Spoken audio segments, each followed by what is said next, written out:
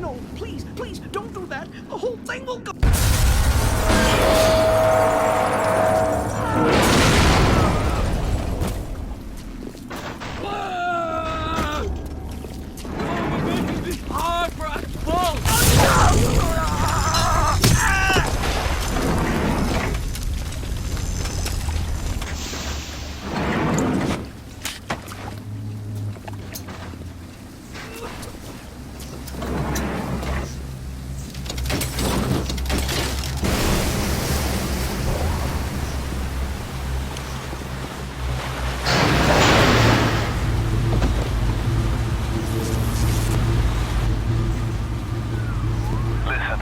I've got a family. I need to get them out of here. But the splicers have cut me off from them. If you can reach them in Neptune's bounty, then maybe, just maybe... I know you must feel like the unluckiest man in the world right now. But you're the only hope I'll ever see my wife and child again. Go to Neptune's bounty. Find my family, please.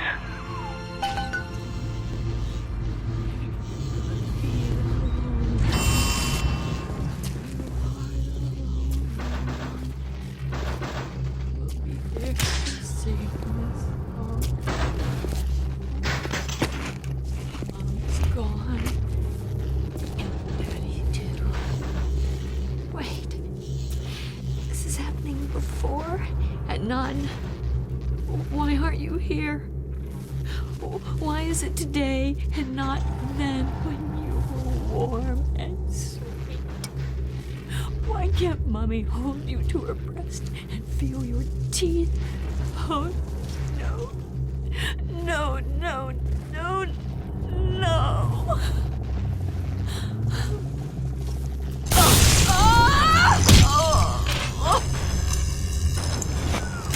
Plasma's changed everything.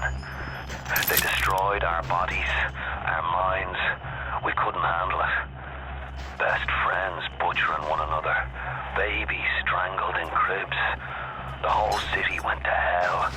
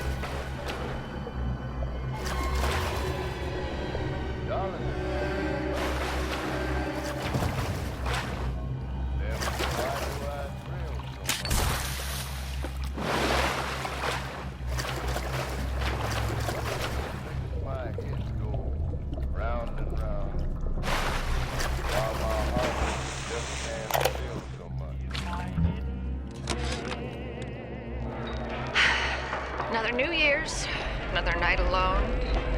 I'm out and you're stuck in Festus, working. Imagine my surprise. Oh, I guess guess I'll have another drink. Here's a toast to Diane McClintock, silliest girl in Rapture. Silly enough to fall in love with Andrew Ryan. Silly enough.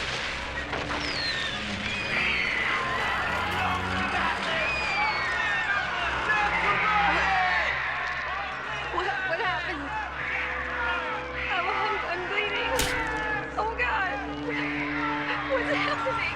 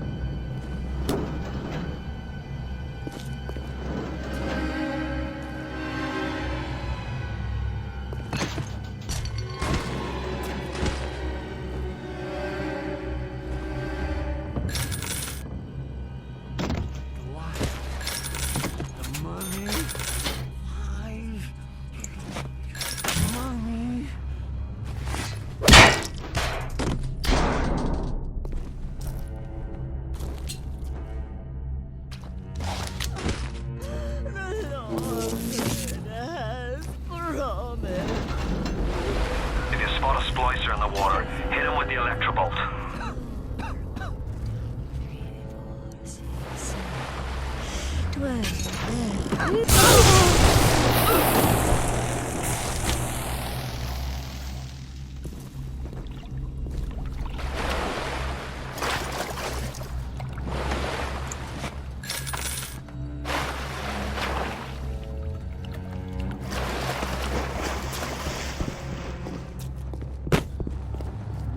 Aside.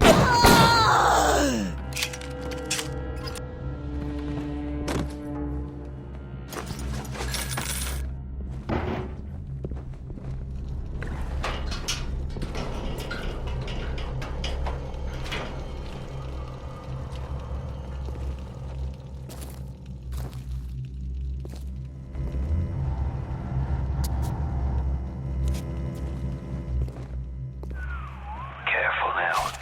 Would you kindly lower that weapon for a minute?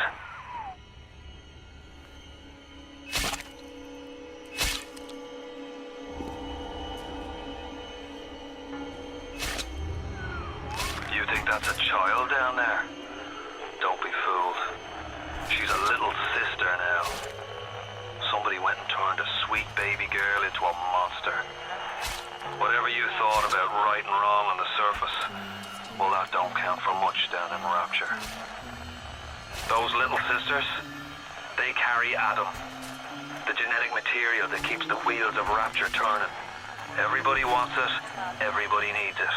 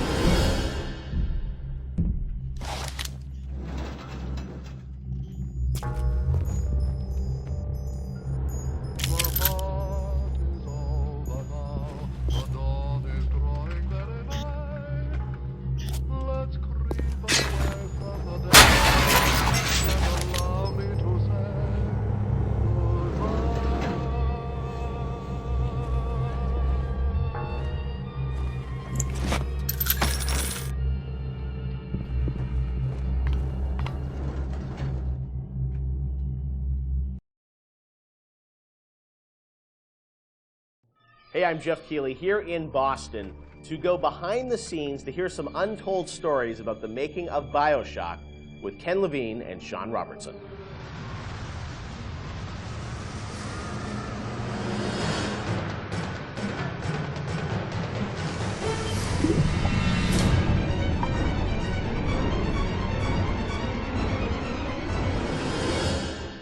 Let's talk a bit about the theme and setting of BioShock, Rapture. I think a lot of people, when they played the game for the first time, Ken, they wondered, how did you even dream up this place? And I know you said publicly before that part of the reason you sort of, what led you to Rapture was this idea of fully simulating a place. Tell us about that sort of idea and the frustrations you had with other games where you sort of hit a bound.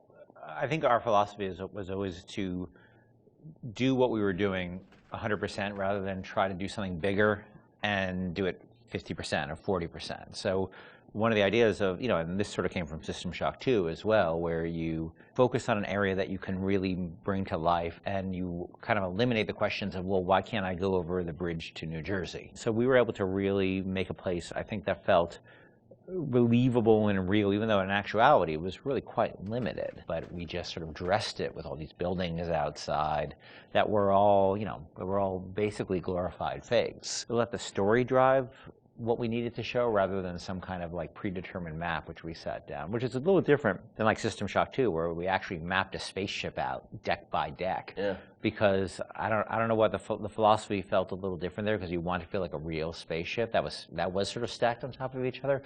But Rapture was free to sprawl across the ocean floor.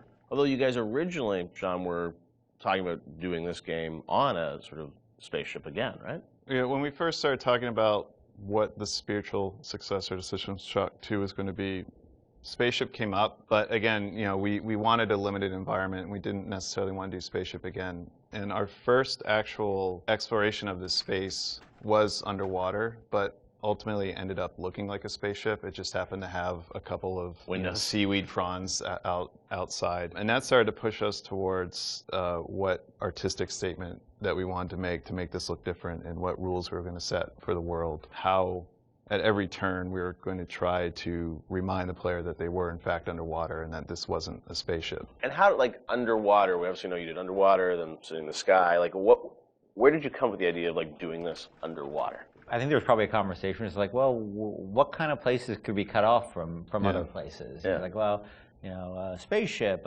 summer camp, any island notion, right? Something that's cut off from the rest of the world. Yeah. So you never felt like you should be able to go over that bridge to New Jersey. I don't want to apply some deep and meaningful conversation. I think it was one of those ideas that you just kind of say, and then everybody's, that sounds cool. Let's try that.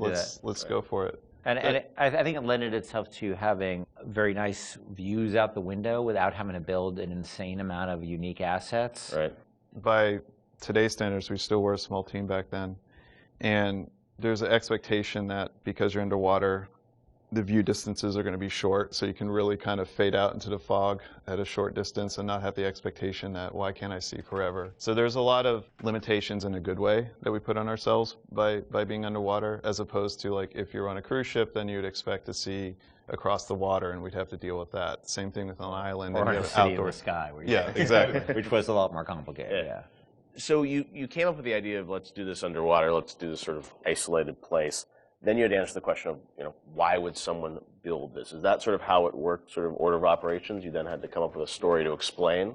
Yeah, I think we wanted a very believable reason why they'd be there. Right. And sort of the necessary isolation of the place sort of led to, well, what kind of person would want to do this? And I wasn't even particularly aware of the sort of political implications of what I was reading, but I've been reading, I